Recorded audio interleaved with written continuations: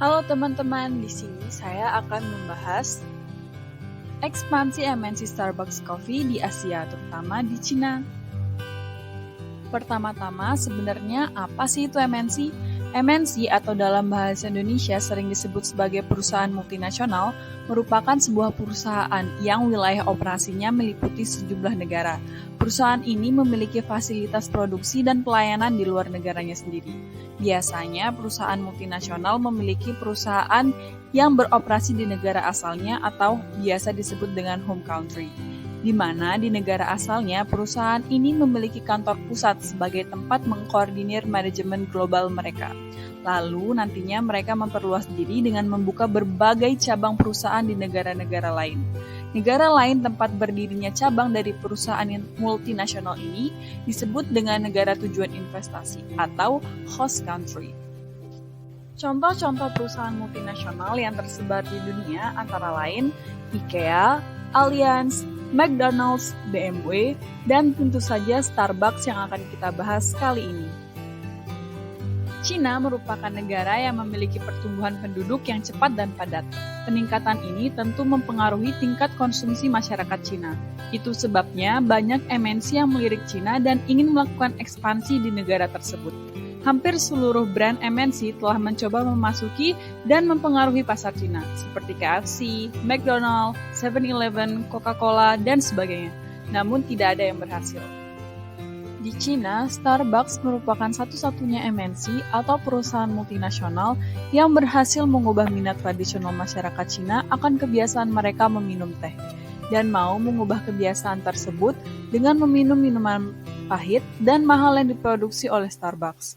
Karena kenyataannya sangat sulit untuk mengubah minat mereka akan produk lokal dan memperdulikan produk atau brand impor. Maka dari itu, saat awal Starbucks masuk dan membuka cabang pertamanya pada tahun 1999 di Beijing China World Trade Center, banyak yang memprediksi bahwa Starbucks akan meraih kegagalan yang sama dengan MNC lainnya, bahkan lebih parah.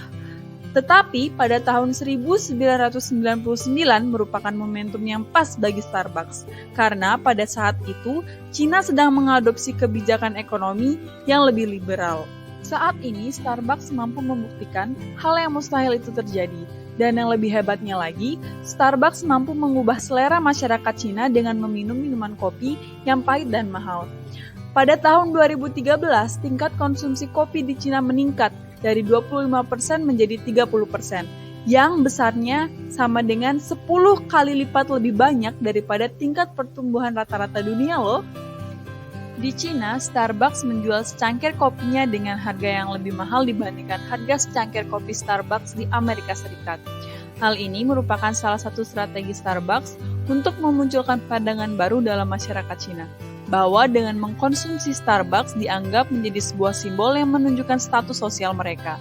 Strategi ini berhasil membawa Starbucks sukses dalam persaingan pasar Cina. Starbucks juga melakukan inovasi dengan menyesuaikan selera lokal, seperti memasukkan menu green tea frappuccino dan dragon boat. Bahkan pada tahun 2000, banyak bermunculan gerai-gerai kopi lokal yang berupaya menyaingi Starbucks.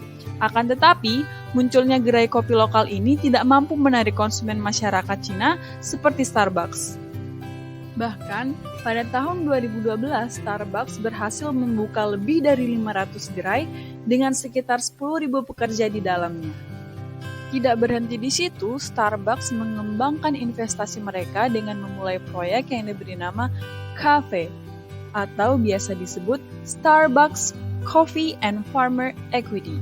Proyek ini bertujuan untuk bekerja sama secara langsung dengan para petani Yunan dan membantu mengurangi dampak lingkungan dari kegiatan perkebunan kopi di Yunan, juga meningkatkan kesejahteraan petani dan keluarganya.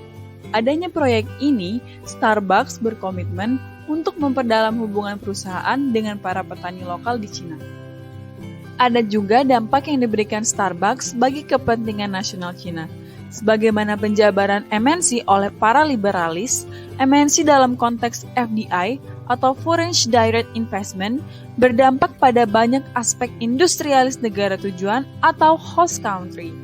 Tidak hanya membawa keuntungan ekonomi, tetapi juga teknologi, manajerial, dan penyediaan modal nasional. Investasi lain dari Starbucks Foundations ialah investasi untuk mengembangkan program pendidikan dan bimbingan lokal yang relevan bagi mahasiswa Cina. Starbucks juga bermitra dengan Federasi Perempuan Cina dalam pengembangan proyek pendidikan air dan sanitasi.